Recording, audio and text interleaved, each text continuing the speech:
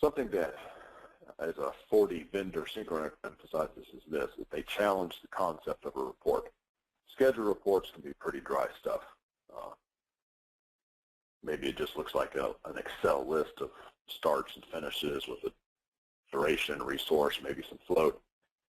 Perhaps it's a Gantt chart.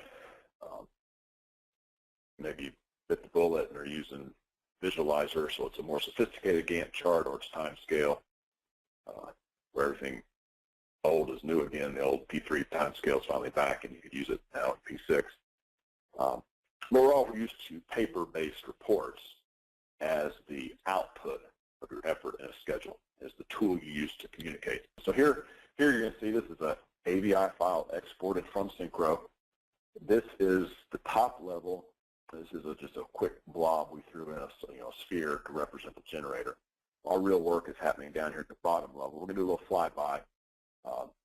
And then essentially you're seeing 3 pictures in picture plus your main screen. Again, all camera angles generated out of Synchro. So we have return header, 4 8-inch pipe cuts to make and get out, and a 14-inch pipe cut to make and get out. Same thing on the supply side. 4 8-inch pipe cuts to make and 14-inch pipe cut to make. And then this is where we had to go do some research and kind of build a schedule for the first time. We also had to get the lead box out of the way, because the end game in here is get all this stuff cut free, loose, out of the way to be ready to lift the generator, but cut loose this top upper lead box area, travel the generator out, and travel a new generator in. The generator weighs about 1 million pounds. So part of our 4.5-week delay time during the 2012 outage was that obviously when the vendor who has a contracted duration to do this work needs the space, they get the space. So our object was initially right out of the gate in the outage, knowing the vendor had a little bit of work to do on a scaffold you're going to see here. Can we get this done? So now I'm going to play it. What you're going to see as it plays through, I'm using the cursor. This will be real time based on the schedule. This legend stuff will light up, purple for where we're rigging, light blue for doing transit. And again, all this light up is controlled in Synchro. As we spin around, you see that's the Dance 4 scaffold. The scaffold design, the use of the rolling scaffolds is all vetted as we built this 4D. A couple of things to point out. We've got spring can hangers that hold the pipes up. The valves are in red. You'll see them go green as the water flows. For those of you who are into power generation, this is the main side of our lead box. And to the right here is the neutral side of the lead box.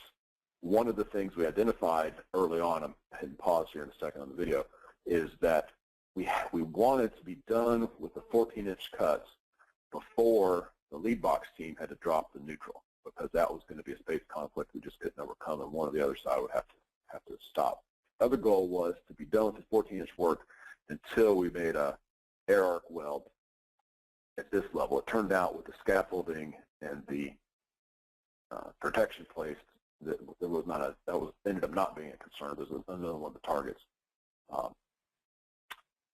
So anyway, soon here, so once it stops spinning, now the time's running, and you're going to see real outage time. You'll also see, and again, these are all things you can set in Synchro. Sometimes it'll go fast, sometimes it'll go slower. So we're purging the generator.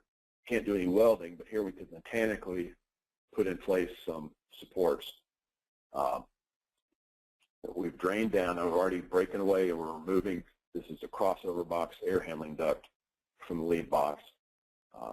This pink signifies we're putting in a plate that needs to be there temporarily so they can run some fans at various times. We put a scaffold up here on top of the lead box so the vendor can begin getting an upper lead box area while our guys are getting apart the lower lead box parts. Here on both the supply and the return header side, as we have cuts going on, you see that marked. And now we already see the supply header coming out. And these travel paths are created either in Synchro or in your CAD software, and you can place items on the travel path. Also, just as a visual indicator, as we were traveling out, this lighted up purple just to show that we had riggers in place to move the material.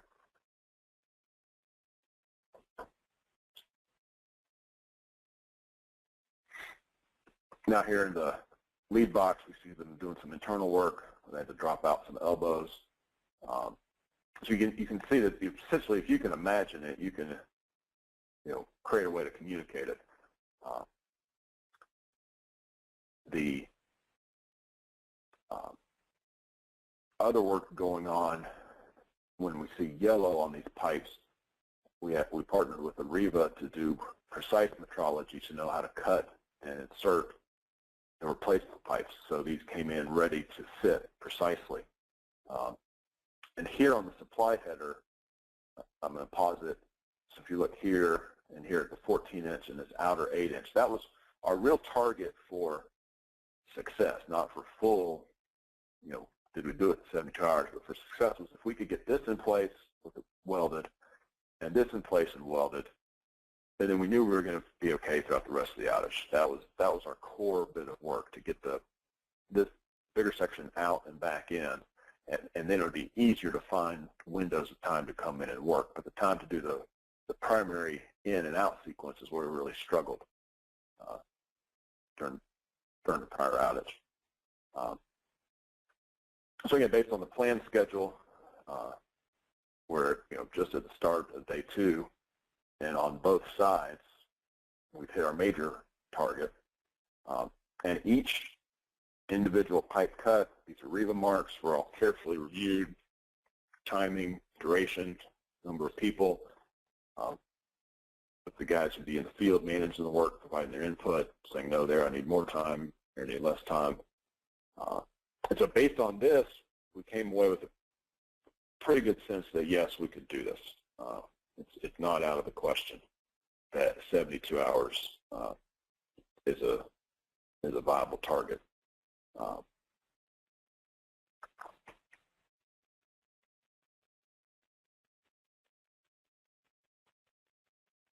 Now, as we came close to the outage, we had a couple of villains.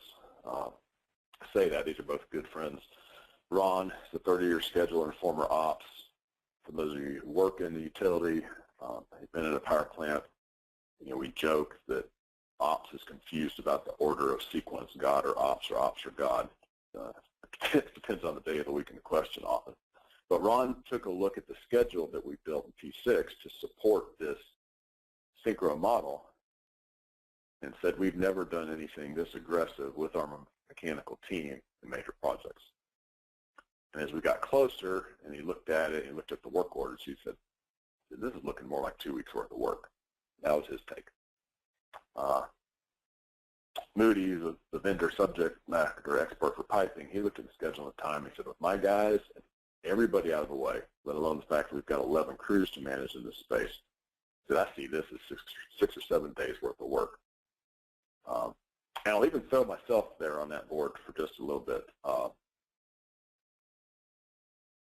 I came to the 2 primary day shift, night shift guys who were going to be in the field running the work, and we targeted 72 hours, but as we refined the outage schedule and what had to happen, the reality was that they really had 6 days to get this work done, as long as they could manage that conflict between the neutral bus with the lead box and the 14-inch piping.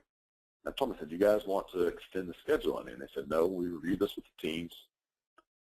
We're good with all our handoffs. We're staffed up on the equipment, the cutting tools. Ariba's, confident they'll give us the scan time we need. Let's keep it at 72 hours. So even in the back of my mind, there was a little bit, should we hedge our bets just a little bit? And part of what was there is this mechanical team, the guys that do the welding. They're kind of notorious, and I maybe could have put them up here as villains, but you'll see by the end of this it would have been an honest assessment. But they're notorious for not meeting a schedule, and perhaps even more notorious for not being able to give status on where they are in the schedule. So that was a cause for a lot of skepticism on a lot of individuals' parts going into this. Well, let's fast forward to day 2 of the outage. So day 1 of an outage, if you've ever been in an outage, everything goes crazy. Well, for us, we had a particular issue because we started out on critical path, not this work, but the work above. And the best way to describe it is the sky is falling. Right out of the gate, we lost 7 hours on critical path, turned around, lost another 6 to 7, so we're less than 36 hours into the outage, and we've already lost 13 hours. And I had planned for my day off to be that first day because there's not a lot to do a lot of what you're doing is you're waiting to get tag outs to be allowed to go to work, etc. So I came in planning to work evening of day 2. Walked in the building, and all I'd seen is email communications throughout the day. I'd gone and done some research, and tried to help with some additional reports to figure out some recovery plans. I'm walking in thinking, boy, this is bad. This is really bad. Well, down below, no one had been down there that I talked to even see how the mechanical team was doing on this header work. So as I came in the building, on my way up to the project office on the what we call the 786, the turbine floor, I walked by the mechanical team. And what I saw there at the 36-hour point is that we'd already achieved our first kind of success goal. Both the return and the supply side were welded in place. And I spoke to our night shift lead, and he said, Charlie, we're going to be close to being done at 48 hours on the supply side.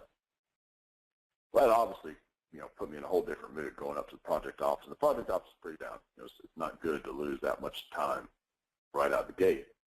I sat down and I made this comment. You see here, I said, man, if everyone would just perform like the mechanical team, and then we were all laughing at kind of the absurdity of that statement, but that here's a group that normally doesn't perform that well, that they're knocking it out of the park and doing it with no oversight, no additional, they took ownership of this and they ran with it. And I put this picture up here. This is the supply side header. This is about what I saw when I walked in there at about hour 36. And what this gives you is a perspective. The Synchro model looks nice and neat and clean. But when you're down there, between power cables, welding cables, scaffolding, chain falls for rigging, rope, welding blankets, it's tight. There's not a lot of room to move around. But one of the comments that one of the leads made was this. He said, we've been here before. Because of the 40 schedule for the past year, we knew what this was going to look like before we even got here. Now, this picture I took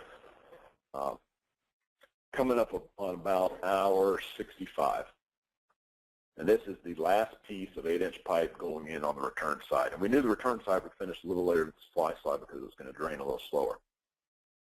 And the only reason that both sides didn't finish in under 60 hours or more than a shift ahead of schedule is that the Ariba processing time took a little longer. You never know when you drain pipes how much they're going to spring. And the spring and the adjustment they had to make in their software, essentially on both sides, they had 12 more hours of processing time than we budgeted for in the schedule.